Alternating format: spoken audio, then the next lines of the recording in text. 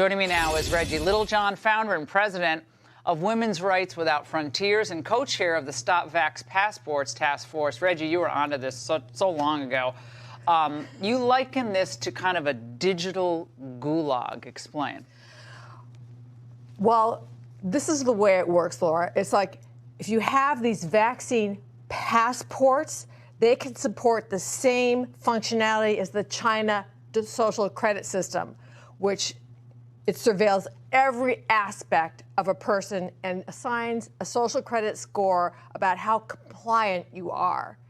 And if you combine that with the central bank digital currency, where the federal government is deciding whether or not you can spend your money, then they can just take your money away. They can sever you from your credit cards, from your bank account, and even from your bill. They can even empty your bank account if they deem that you are non-compliant.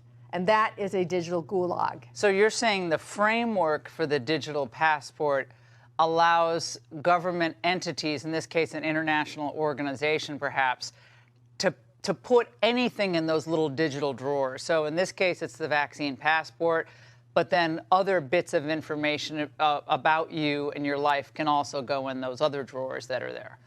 Correct. So the vaccine passport or any mandatory digital ID, even a digital driver's license, a smart health card, can combine the functionality of the China social credit system. So that I know people are going to say, "Oh, you guys are conspiracy theorists. This is great." But people were getting on my case in April of 2020 because the Germany was talking about the vaccine passports early in the pandemic. So I saw them like this is like the new normal. People were like, "You're crazy." Here we are. I'm not saying I'm so, clairvoyant here, but here we are. Well, absolutely. Things that seemed crazy 2 years ago are becoming reality, the new abnormal now, as Dr. Cariotti would say. But it's well established that we are already being surveilled in terms of what our internet search history is, what our internet spending history is, all of these things, and they get put together easily with a vaccine passport platform. And then when you do that, then you can have a social credit system that ranks you in terms of who you are, what you believe, and if you are counter-narrative, then you can end up getting your credit. We saw this in Canada with the truckers, okay? That the truckers got their credit cards cut off, their bank accounts cut off, and even those who donated to them got their credit card. People have to realize this is already happening. That's right. It's already happened in Canada. And if they think there's an emergency emerging, any type, climate emergency, racial emergency, pandemic, then all sorts of threats can emerge, including disinformation. I want to read another part of this declaration from the G20. And it says, "We acknowledge that affordable and high-quality digital connectivity is essential for digital inclusion and digital transformation.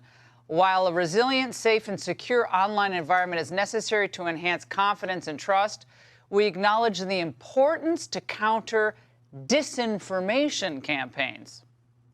So, Reggie, what might that include to counter disinformation and misinformation campaigns? What does that include, do you think? Well, I think that disinformation would be anything that is counter-narrative, whatever the current WHO requirements are.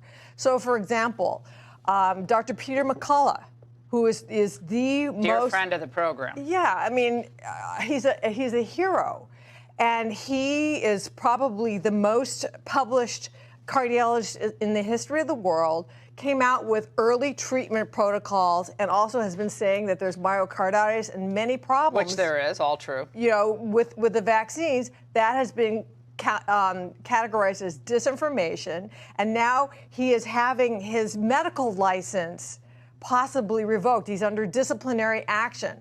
That's what they mean by controlling disinformation. Bhattacharya at Stanford, Professor Bhattacharya, also says he's basically in like a hostile work environment. Like they have just gone after him. Jay Bhattacharya is, again, brilliant.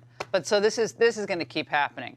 So people have to keep their eyes on the prize here. This is about freedom, sovereignty, basic human rights. Absolutely. I think that the combination of the vaccine passport and the central bank digital currency could be the worst abrogation of human rights that we've seen in our Republicans lifetimes. cannot fund this. Reggie, I really appreciate your voice on this, and we'll continue to check back with you on this. Thank you.